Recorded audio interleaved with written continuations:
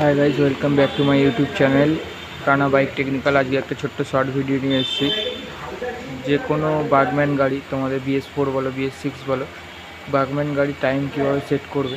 তো চলো দেখে নিই। আমাদের মিটারের যে দুটো সুইচ রয়েছে সেই দুটো সুইচকে একসাথে চেপে ধরতে হবে প্রেস করে।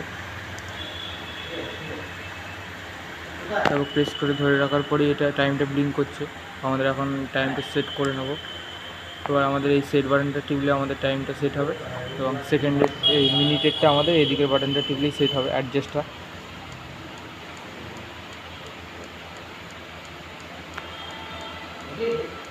এটাকে আমাদের প্রেস করে করে করতে হবে।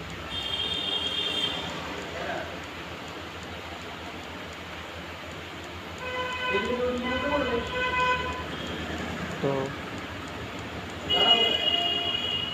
দেখো আমাদের টাইমটা সেট হয়ে গেছে, এবং আমাদের আবার এই দুটো বাটন প্রেস করে ধরে রাখতে হবে।